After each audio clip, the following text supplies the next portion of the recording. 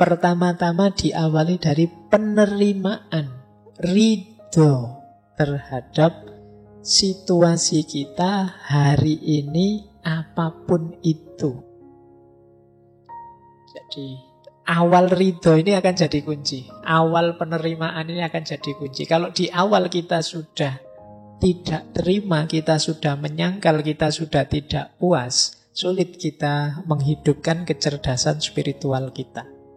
Yang ada hanya mengeluh-mengeluh, protes-protes, dan lain sebagainya. Maka yang pertama penting kesadaran kekinian, kedisinian. Jadi cuma untuk menerima itu kan kita harus tahu yang kita terima itu apa.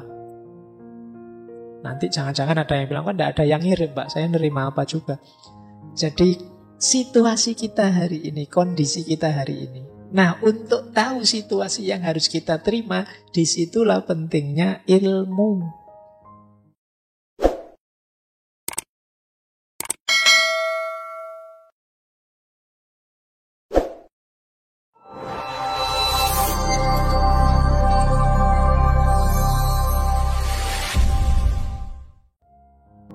Assalamualaikum warahmatullahi wabarakatuh. Bismillahirrahmanirrahim. Nah, sekarang saatnya kita latihan spiritual step. Langkah apa saja sih yang harus aku lakukan biar aku tambah cerdas secara spiritual? Nah, diawali dari kesadaran kekinian, kedisinian. Nah, ini mari kita bangun sekarang kecerdasan spiritual kita. Pertama-tama diawali dari penerimaan, ridho terhadap situasi kita hari ini apapun itu.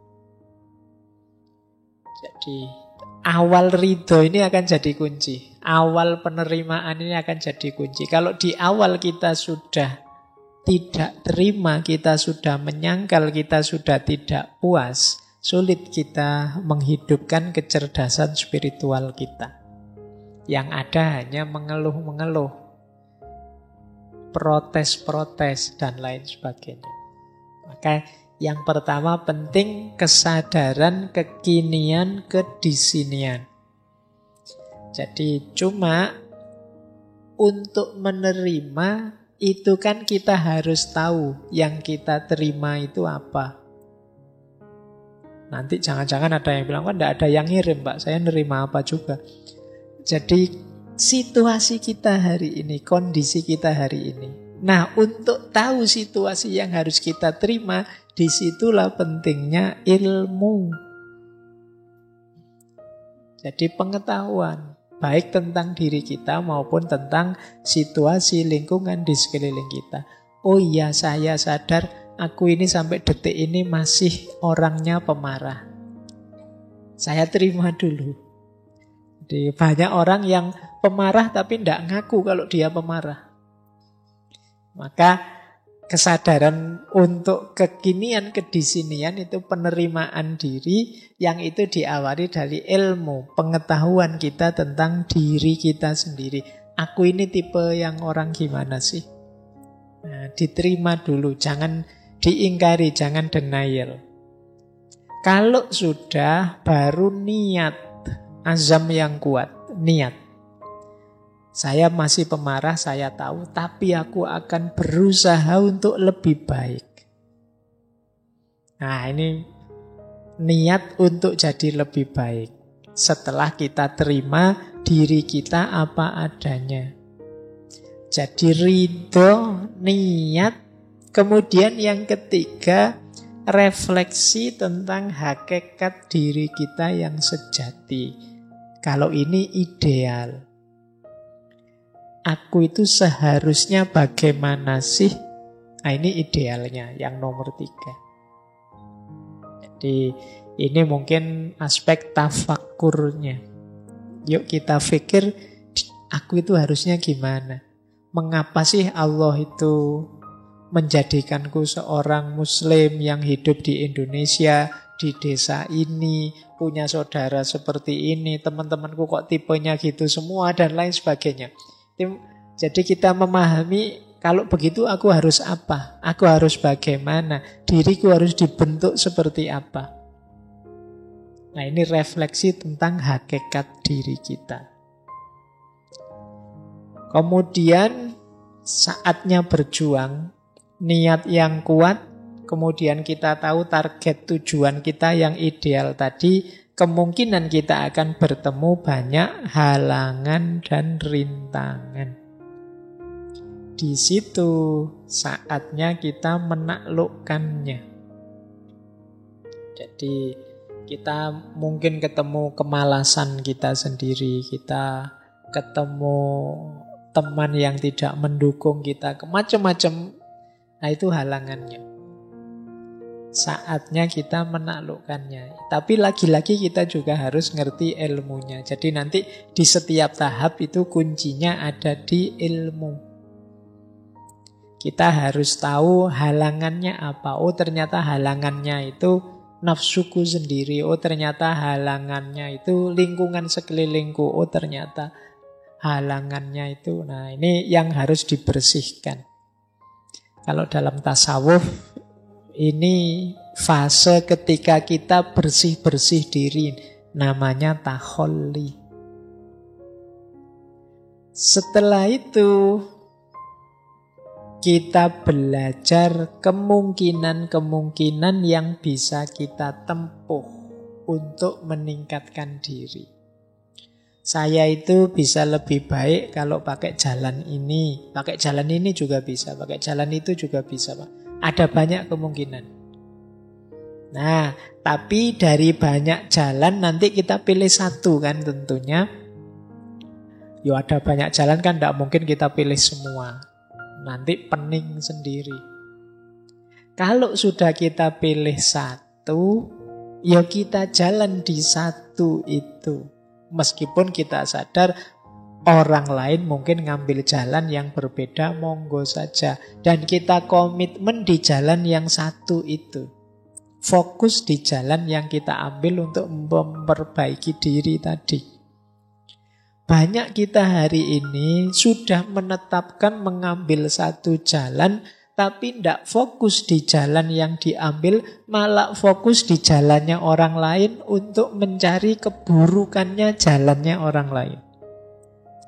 Hari ini kan banyak begitu. Saya sudah ambil rute ini deh, tapi kita tidak jalan-jalan. Yang kita lakukan hanya ngeritiki orang lain yang ambil jalan yang berbeda. Wah, jalanmu salah, jalanmu sesat ke sana, yang benar ke sini, yang paling bagus ini. Jadi kita ribut menyalahkan jalannya orang lain, tapi kita sendiri tidak jalan-jalan di rute yang sudah kita ambil. Nah, ini juga blunder.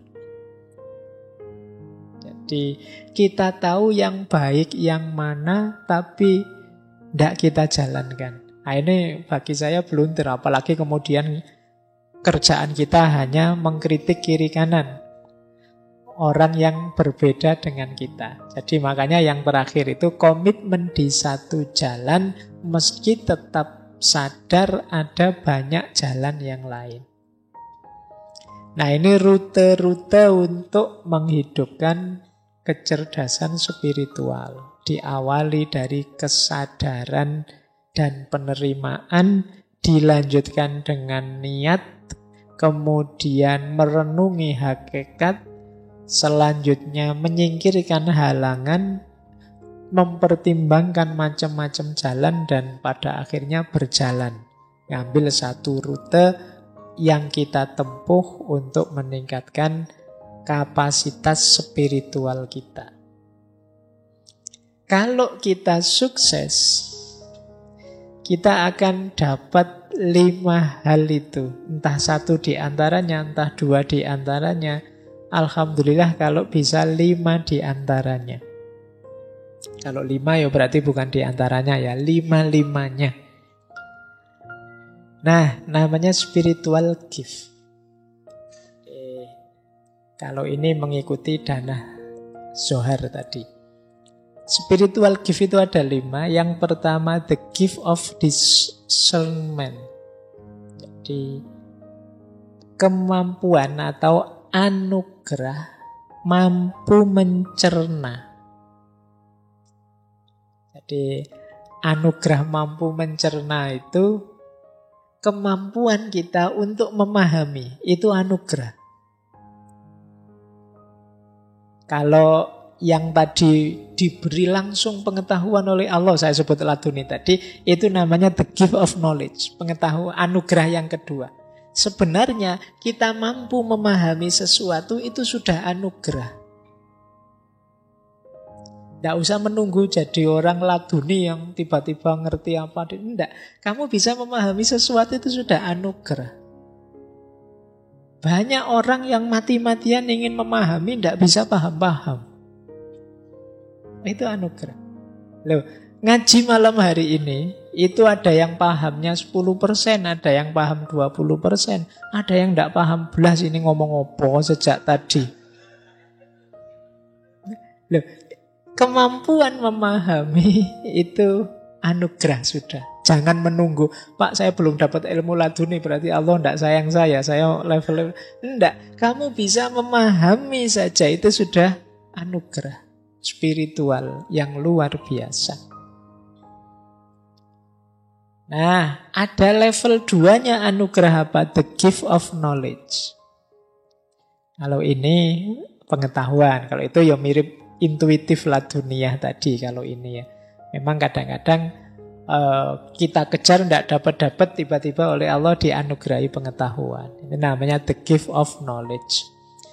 Kita membaca-baca buku, tidak dapat ide. Lagi nongkrong di angkringan malah, wah ada ide baru nih. Itu namanya the gift of knowledge. Jadi bagian dari sayangnya Allah pada kita, spiritual gift.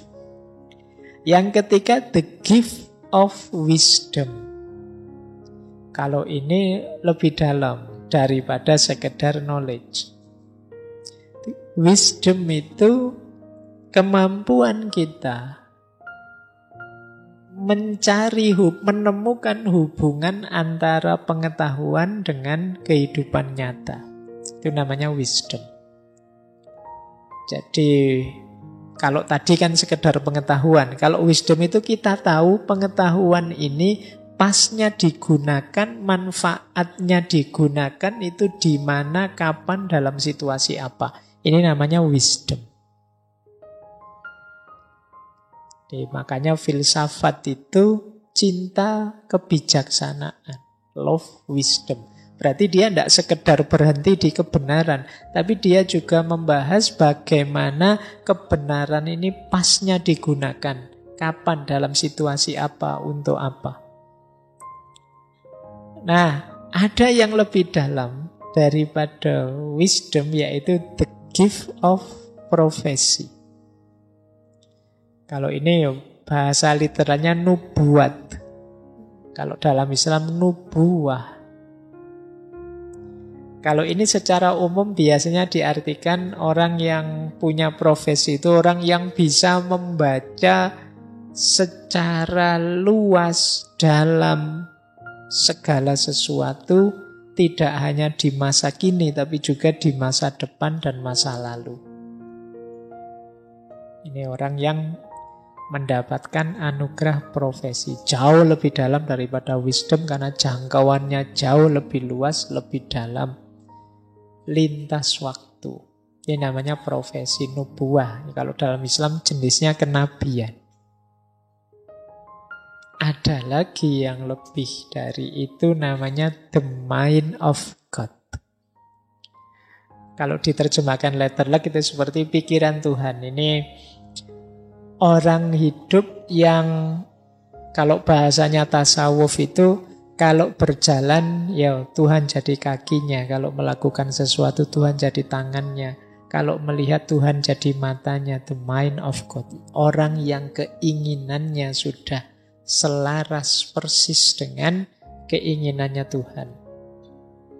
Ini lebih tinggi. Ini spiritual gift. anugerah-anugerah spiritual yang mungkin diperoleh orang yang cerdas secara spiritual.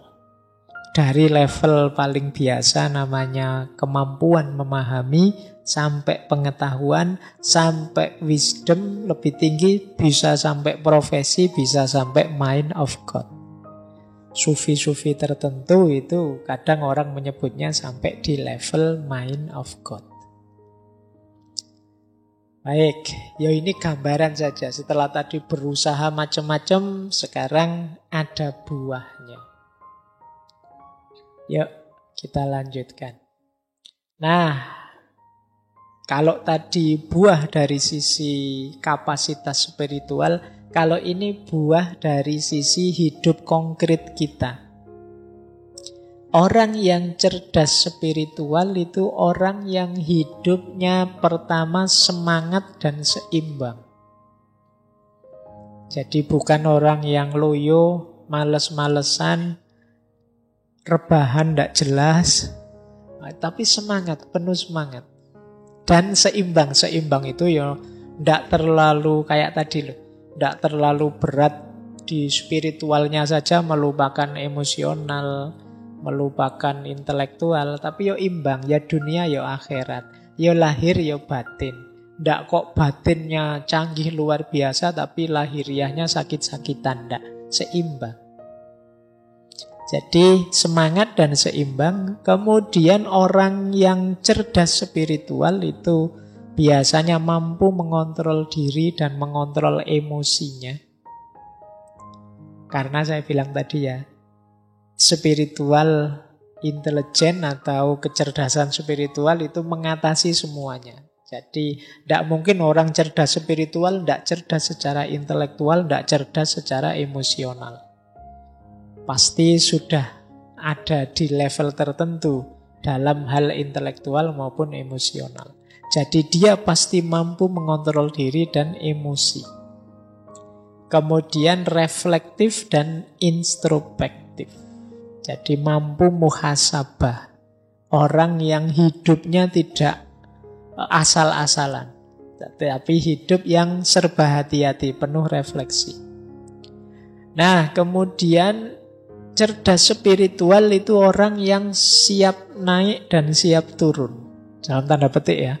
Nanti jangan diartikan retterlek.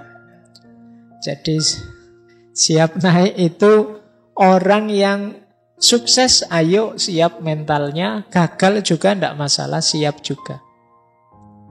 Ditakdir seneng, alhamdulillah. Ditakdir susah, ya innalillah, semuanya miliknya Allah.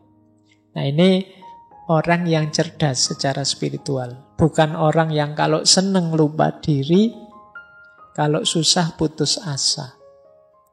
Berarti kurang cerdas secara spiritual. Kemudian cerdas spiritual adalah orang yang mau berjuang sekaligus mau berkorban. Jadi ya ndak nyari enaknya saja terus.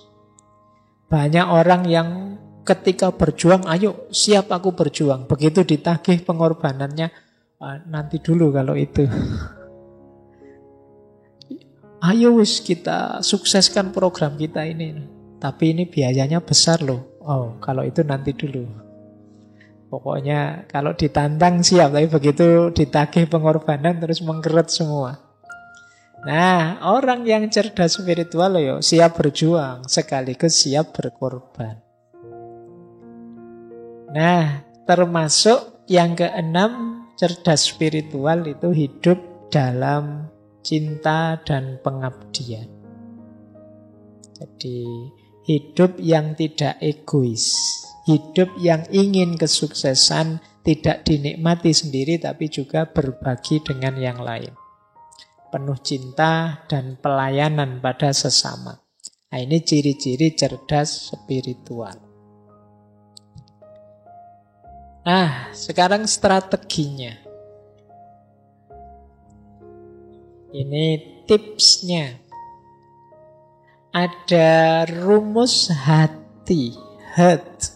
Ini singkatannya. Ini Biar kayak stand up itu terus ada singkatannya. Nah, hanya adalah heal in his presence. Jadi hidup yang sehat di hadapannya. Jadi itu simbol orang yang sebut saja kalau bahasa agama khusyuk. Makanya itu manifestasi huruf H itu mindfulness.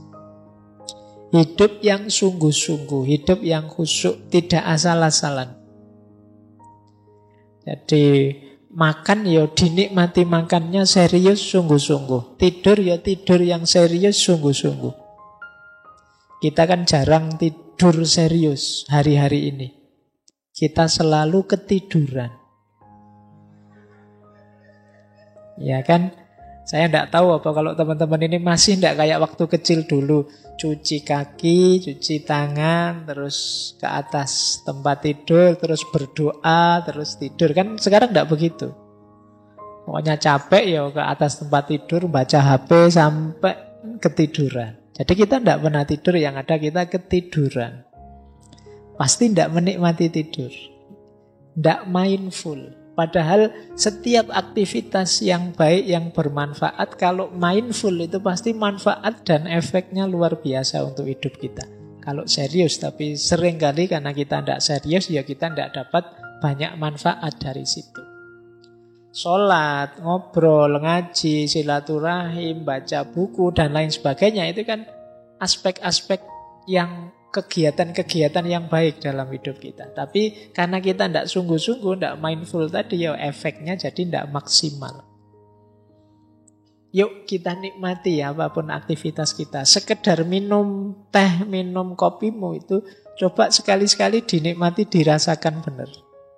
Wong sekarang teman-teman makan saja kan didampingi HP. Jadi sambil makan, sambil nyekrol Instagram, sambil lihat Twitter, jadi makannya tidak dinikmati. Kadang-kadang kita tidak tahu, mungkin laukmu diambil temanmu apa kamu tidak, loh kok tiba-tiba habis. Nah, yuk yang pertama, heal in his presence. Yuk hidup yang serius, yang sungguh-sungguh, dinikmati setiap hembusan nafas, setiap detik yang engkau alami. Yang kedua huruf E, engage with purpose. Kalau ini yo hidup dengan penuh tujuan, jangan asal-asalan. Saya Pak ingin target ini, jangka pendeknya ini, jangka menengahnya ini, jangka panjangnya ini. Ini untuk pendidikan, kalau ini untuk agama, kalau ini untuk hidup bersama sosial, boleh. Catat saja biar tidak lupa target-target, tujuan-tujuan. Akan membuat hidup lebih bersemangat. Jadi engage with purpose. Hidup yang terlibat dengan tujuan. Kemudian ada huruf A, I. Achieve with gratitude. Yuk berjuang sungguh-sungguh tapi dengan penuh rasa syukur. Jadi tidak dengan kecewa, tidak dengan dendam, tidak dengan kebencian, tapi dengan penuh rasa syukur. Itu akan membuat hidup menyenangkan, membahagiakan. Kemudian huruf R. Rise with patience and humility. Meningkatlah dengan sabar dan kerendahan hatian. Kalau ini butuh penataan emosi, emotional regulation. Yuk kita meningkat, tapi yuk jangan kesusu, ada tahapan-tahapannya yang sabar. Kemudian thrive with compassion. Kalau ini kasih sayang dan pelayanan. Jadi mari mengupgrade, meningkatkan hidup kita dengan kasih sayang. Nah, jadi ini rumus dari hati, namanya heart. Mindfulness, kemudian purpose, gratitude, emotional regulation, compassion and service. Ini akan jadi kunci jadi kita orang yang cerdas secara spiritual.